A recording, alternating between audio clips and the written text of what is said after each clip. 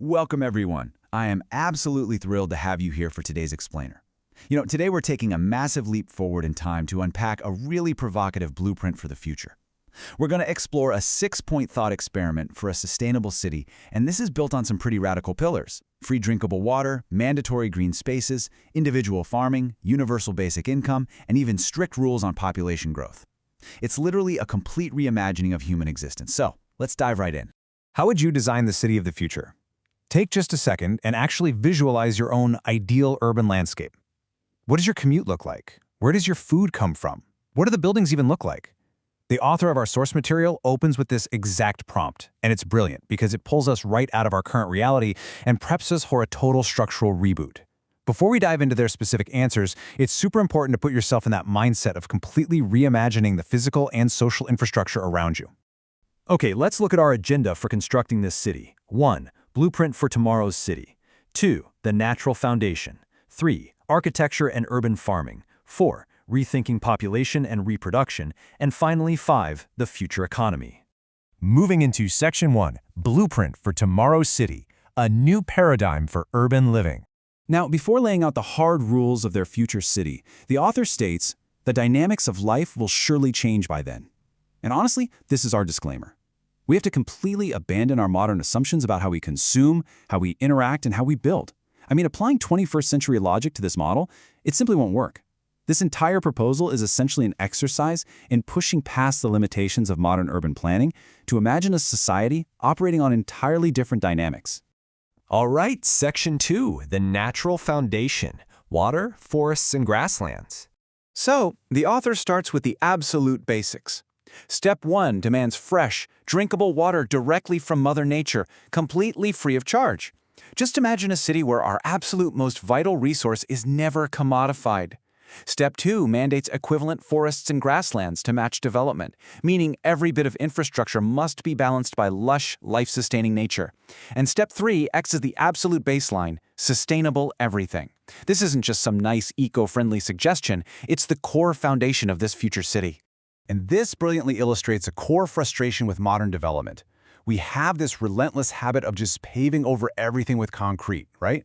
Well, the author expresses sheer disbelief that we build endlessly without a strict mandate reserving equal natural space. In this future city, for every block of concrete you pour, Mother Nature gets an equal cut. Concrete simply cannot exist without its green counterpart. No exceptions. So why this obsession with green space? Because oxygen and nutrients are our lifeblood. This isn't about having a nice little park for a Sunday stroll. It's non-negotiable biology. Without immediate, localized food sources and clean air, the city literally collapses. In this urban model, the natural foundation ensures that the rest of the city's infrastructure actually survives. Let's move to Section 3, Architecture and Urban Farming, redefining the citizen's role. To achieve that sustainable everything goal, the author demands that all infrastructure, architecture, and daily practices be entirely self-renewing. Buildings can't just deplete the environment, they have to exist in perfect equilibrium with it. This is the sweeping, mandatory design baseline for every single physical structure erected in this future society. And because you live in a sustainable building, well, you have active responsibilities. You don't just sleep there, you are actually required to grow essential crops. Forget having a trendy tomato plant on your balcony. Agricultural cultivation is your civic duty here. By growing these crops individually, every single citizen directly contributes to society's survival. It's a wildly participatory urban model. Which brings us to Section 4, Rethinking Population and Reproduction, Structuring a Responsible Society. Now, what's really interesting about this next part is a highly structural social parameter. The source explicitly dictates reproduction rights are based on your self-sufficiency. So in this model, having children is not viewed as an inherent or automatic right, but a conditional one. It is tied entirely to a citizen's proven ability to sustain themselves within the strictly structured, agriculturally driven environment. The author justifies this parameter by stating that every child deserves a low-stress family and a healthy environment. To achieve what they call a responsible society, limiting reproduction to the entirely self-sufficient is framed purely as a protective measure. Basically, it's an enforced requirement designed to guarantee the well-being of the next generation and protect the fragile balance of the city's resources. Moving to Section 5, the future economy, universal basic income and intellect. So the fifth pillar of this blueprint is Universal Basic Income, or UBI, a guaranteed financial foundation provided to all citizens. Now, notice how this interacts with the previous rules we've covered. Citizens are required to perform the physical labor of urban farming to be self-sufficient, right? But UBI provides an economic safety net.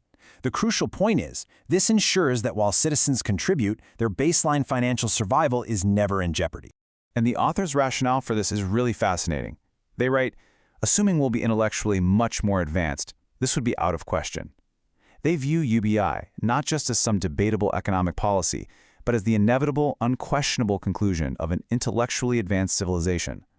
The idea is that a society that has mastered free water and perfect sustainability would naturally conclude that a basic income is a fundamental right. From free water and mandatory farming to strict reproduction rights based on self-sufficiency, all supported by universal basic income, this blueprint is absolutely full of stark trade-offs. So I leave you with this question to ponder. Is this design a lush utopia, a heavily restricted dystopia, or simply the necessary compromise required for planetary survival?